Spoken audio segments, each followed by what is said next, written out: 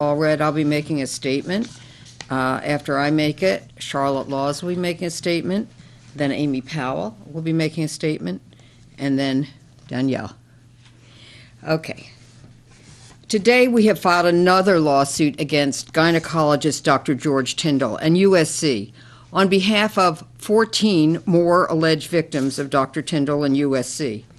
The total number of plaintiffs that we are now representing in lawsuits against USC and Dr. Tyndall is 50 alleged victims. 2 of the plaintiffs in this new lawsuit are with us today and will be speaking publicly for the first time about their beliefs that they were improperly treated and victimized when they were a patient of Dr. Tyndall. This will mark the first time that Charlotte Laws and Amy Powell have spoken publicly about what they allege was their experience. They are speaking out because the Student Health Center at USC was promoted by USC as a safe place where students could obtain high-quality medical treatment. As a result, many students placed their full trust and confidence in Dr. Tyndall, assuming that his conduct during his examinations of them or treatment of them was necessary and appropriate. USC owed a duty to make a full and fair disclosure to their USC students who were or might be Dr. Tyndall's patients. That disclosure would have included their knowledge of Dr. Tyndall's sexual misconduct during his examinations and treatment of other students. So the potential or actual patients of Dr. Tyndall could make an informed decision about whether to subject themselves to any treatment or examination by Dr. Tyndall. We allege that USC failed in that duty because it chose to preserve its own reputation and fundraising ability over the rights of their female students. We allege in our lawsuit that USC's conduct justifies an award of punitive damages against it. We believe that USC's failure to protect students is particularly egregious because we allege that it knew or should have known of Dr. Tyndall's alleged misconduct since 1990 or 1991, when USC students who were patients of Dr. Tyndall and others who were USC employees complained that Dr. Tyndall's examination or treatment of them was sexually inappropriate.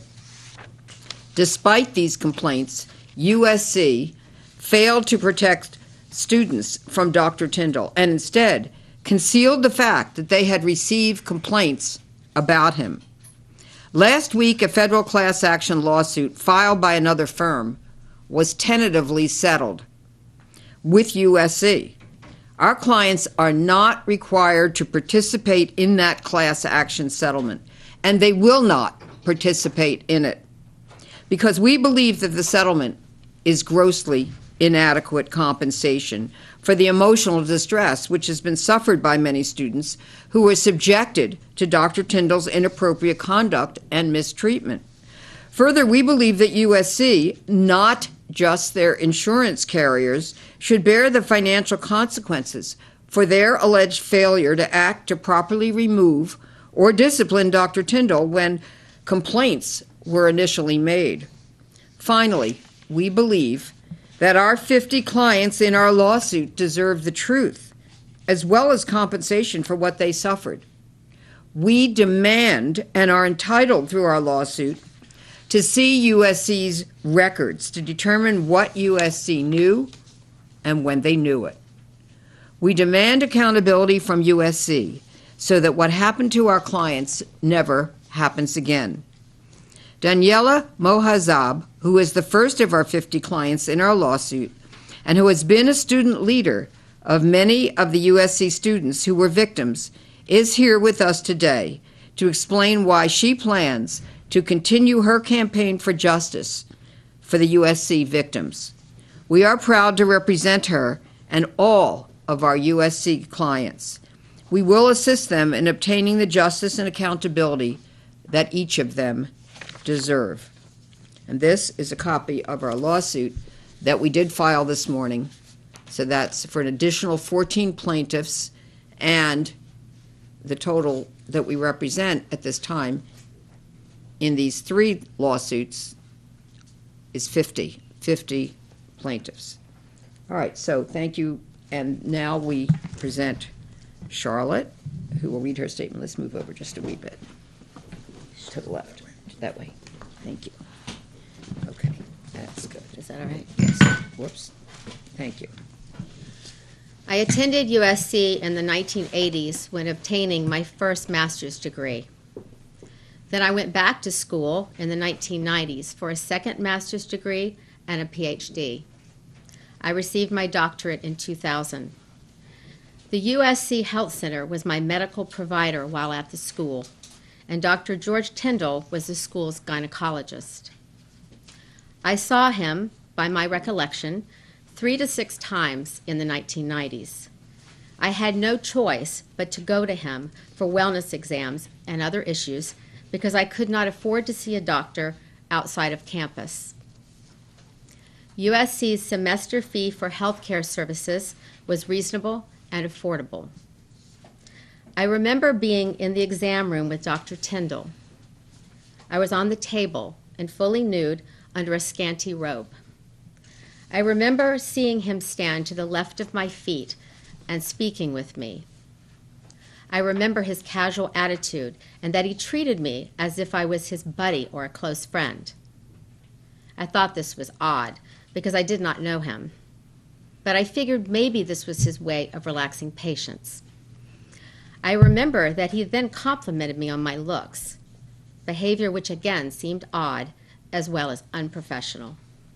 It made me feel uncomfortable, but I was trapped. I needed to have an exam, and he was the only option as far as I knew. Then I remember Dr. Tyndall digitally penetrating me without a glove. I was naive about protocol and gave him the benefit of the doubt because he was a doctor. I trusted him because he was a doctor. He felt my breast saying that this was to detect lumps. I figured this was necessary and that he knew what he was doing. Again, I trusted him because he was a doctor. I remember leaving his office that day and thinking that he was creepy. That was the word in my mind, creepy.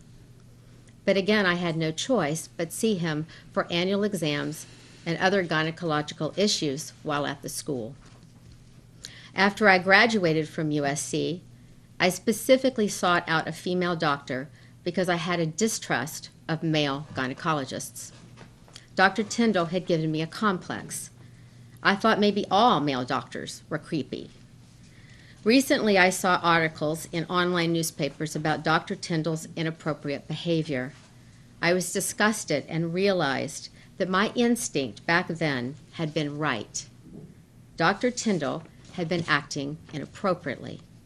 He was using his status as a doctor to victimize women, and he victimized me.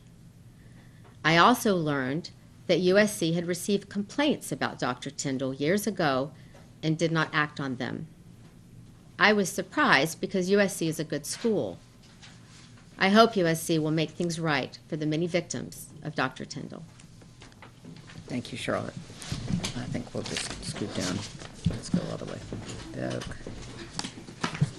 All right. Okay. Sure, further. A little further. Yep. Okay.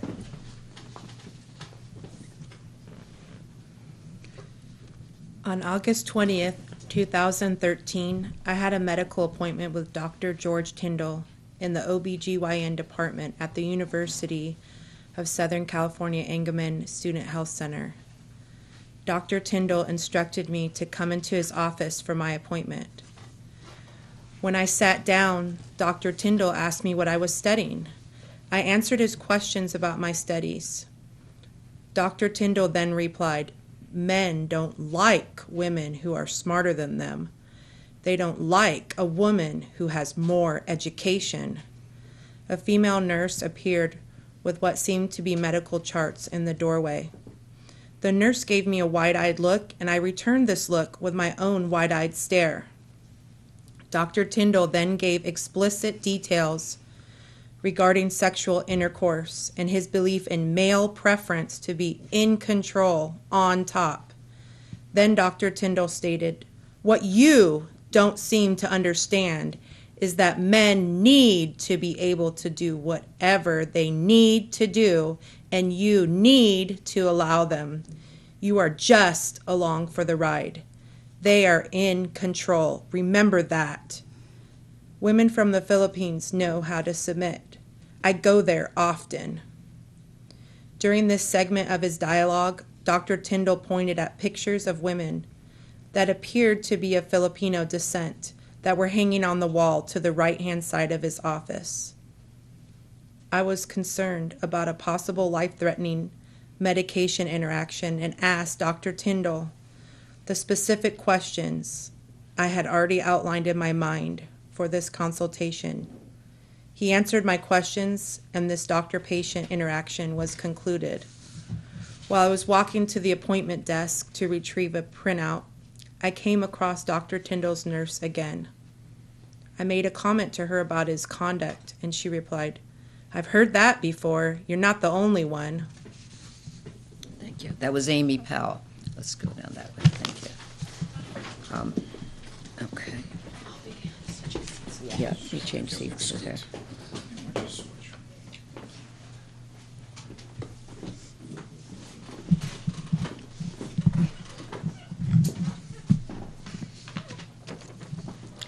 Mrs. Daniela. Okay. We have made this progress because of all of the women who have spoken up and because of everyone who has given us support. Victims, you can still speak up. I am a Trojan just like you. I picked up a phone, called Miss Allred, and made a decision to fight for justice. You can too.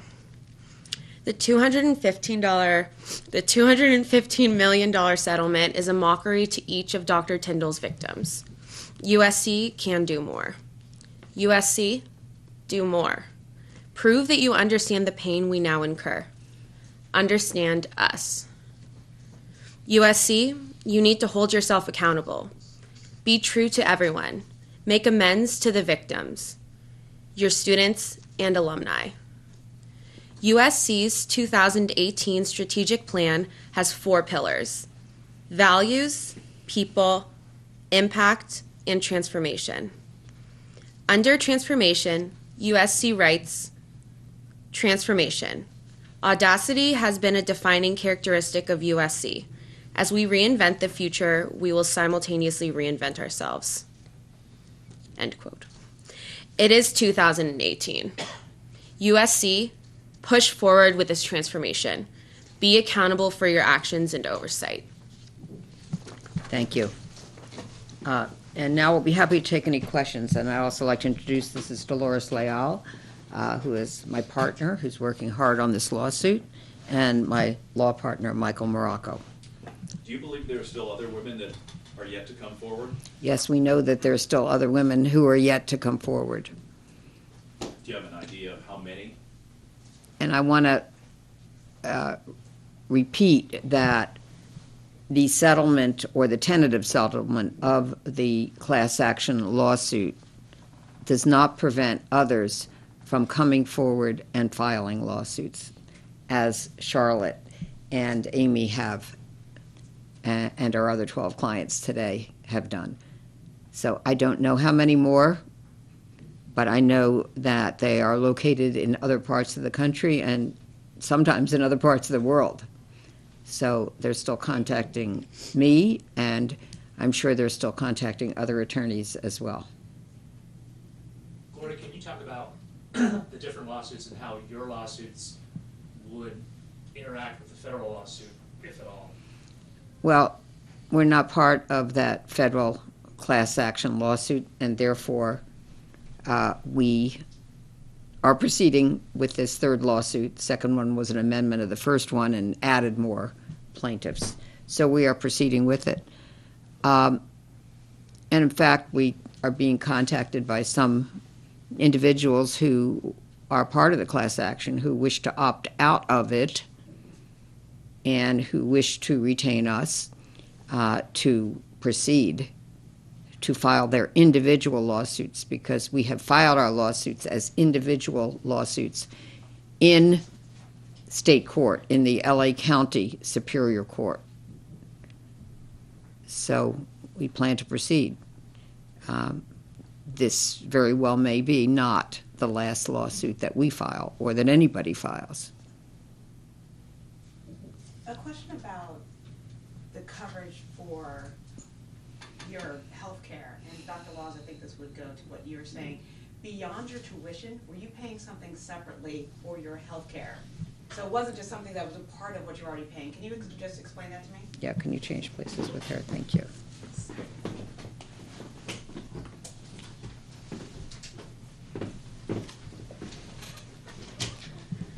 There was an additional fee that a student could pay at USC in order to get health care services through the health center. And it would cover anything that was fairly minor. One time they even did a minor surgery on my back, removing a benign lump. So, but it was for pap smears, it was for, you could get birth control, if you had a cold, if you needed medicine for, say, a migraine, because I got migraines frequently. So, and it was very reasonable. I am pretty sure that it was under $200 for 3 months. I think it was maybe $130. But I remember thinking it was a very good deal because you could make good use of doctors at the health center. Is it more upsetting to you, though, that you were paying more for this care and then to have the treatment that you said happened to you when you were actually paying more on top of your education? Well, I feel kind of betrayed by USC anyway, because they do, you know, in my view, they had a duty to protect students, and apparently they did have information about this particular doctor. And whether you're paying additional or whether it's just part of the tuition and you have the right to go to the health center, I feel that those students need to be protected. And so I don't think it makes me feel more upset, but I certainly do feel that they didn't stand up to their duty, that they didn't do what they should have done. Ms. Laws and then maybe Ms. Powell, can you talk about the process and the factors that led you to become a part of this, to join these other women, to become public and be part of the lawsuit?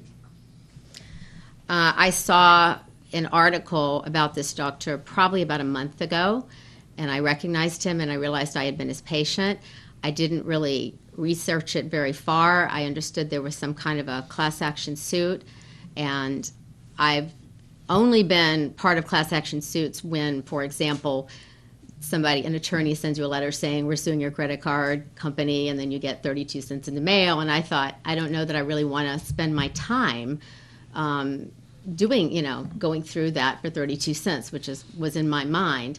And then I saw, again, I guess last week, I guess it was last Friday, I saw other articles.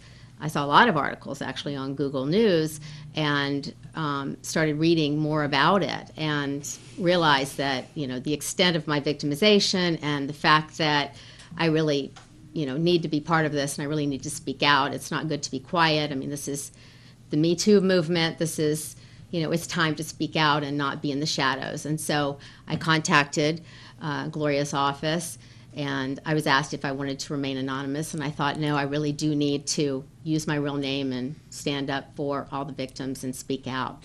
And so that's what I'm doing. Was there an emotional connection with the other women as well? There's always an emotional connection with victims for me. I mean, I have been a victims advocate for a long time, and it just kind of brings me to tears to think of people who are abused and victimized. And so I absolutely feel a connection to all my sisters out there and everyone who has been victimized by this doctor. And when all this happened to me, as I stated, I didn't even know the extent of it because I was so naive about behavior, about what was appropriate and what wasn't, until I started looking at the articles and realizing what he did was grossly inappropriate. Oh, I'm sorry. Did Did Amy? you want to? Yeah, could I ask you the same question? Oh. The process, the Okay. factors, and Okay. what led you to come forward? And All right, well, we'll move forward, if you wish. Do you want to answer that or not? Okay. Just get in front of the microphones. Okay, thank you. So I informally learned that this wasn't my particular situation wasn't the only, abuse of students that had occurred, from the Dr. Tyndall's nurse. But when I heard in May that there were hundreds of other women and that USC has known about this, presumably since the 1990s, I began to choke on my silence because I've held this in for over 5 years. And so I began to choke on my silence, and I contacted Miss Allred to get some help. Maybe, Ms. Allred and Danielle as well, then could you talk about, when you talk about making amends and USC being accountable, can you elaborate on that? What does that look like besides increased compensation? Okay, obviously, you're but good. what does accountability look like right now? Okay. Well, accountability is both focusing on the victim and anyone who can prove that she is a victim and can prove what her damages are, then they should be compensated because, as I always say, the cost of the wrong should not be borne by the victim, it should be borne by the wrongdoer. And we allege that USC is, at the minimum, a wrongdoer. But in addition to that, we believe that the victims are entitled to the truth. And that is why we would like and will demand and are demanding the records from USC to find out exactly when they knew of the alleged inappropriate sexual conduct by Dr. Tyndall and when they decided to do something about it. And we want to know what reports they received.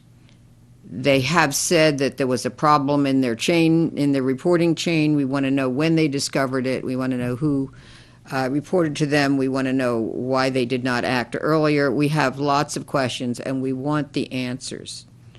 So finally, there is a great deal of focus on Dr. Tyndall. And Dr. Tyndall will face the consequences that are appropriate under the law. But we don't want to lose sight of the victims and their needs. And so we want all of the above. We want justice for victims. Daniela, would you like to also answer the question from your point of view?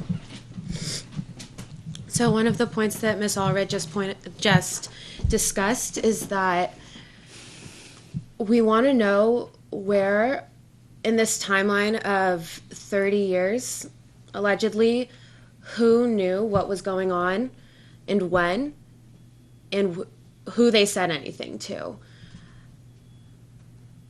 In articles that have discussed what's gone on in the past 30 years, different people's names have been mentioned, but I want USC to be accountable to say, this is what happened, this is who did it. And in one of our previous press conferences, I said, for USC and for the members that were a part of this, it's going to be hard to speak up. I understand that, but it's hard for us to speak up here as victims in front of cameras in discussing what's going on. So I want them to speak up, and I want to understand who knew and why it went on for so long. What would you like to see, since you're the one who's closest still to the university, what would you like to see change with how these procedures are handled, how gynecological visits are handled in the future at the health center? I want USC to ensure that there's always a nurse in the room. I went to the health center a few weeks ago for a referral for my shoulder, and I noticed that on the walls they have now signs that explain the safety of what is normal in an exam, and to make sure that you have the right to have somebody else in the room. And I think that that is a valuable thing that USC is doing. I want USC to prove that they have policies in place and that they are following them. And I want USC to stand up and say, this is what happened. These are the people involved, and they are no longer in power to make those decisions anymore. So we have to end the concealment. We have to end seeking knowledge and not being provided it. We want transparency. We don't want just words, we want deeds, and we want full transparency. It's in the interest of USC to make sure that gynecologists, first of all, are licensed and are specialists. Dr. Tyndall was not a specialist. He was licensed. But, we think that they deserve the best. And USC can provide it. They just need to decide that women are important enough that their safety and their care matters and is valued, and that they are protected. It's in the interest of USC to make sure that there is someone with the gynecologist when she or he is examining any patient. That's pretty much the standard for most gynecologists, to have someone else in the room. But we have reports that often no one else was in the room, or that the person in the room was told to stand away while the gynecologist was examining, or go behind a curtain, not be present. So, we need to have not only procedures, but enforcement of those procedures. Okay, so we can take one or two more questions. Given the thousands of women that he saw over 3 decades, and given that more women are still coming forward, and I don't want to make inappropriate comparisons, but do you suspect, any of you, that this is a cover-up on the level of what we've seen in other major institutions, like the Catholic Church, like USA Gymnastics? We don't know, but we have used the word concealment in the lawsuit that we filed today, and so we would like to know what the extent of the concealment was. And that's something we're going to need to find out through discovery, through the litigation of this lawsuit. Any other questions? So we can, did you want to add anything, Dolores or Michael? You okay? That's fine. All right, so let's just stand up and hold this up. We'll stand up. Thank you. All right, so come over here. All right, so this is today's lawsuit. Okay.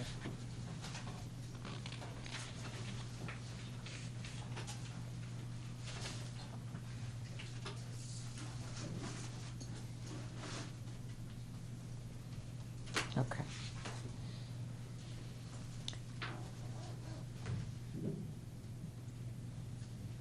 Thank you very much.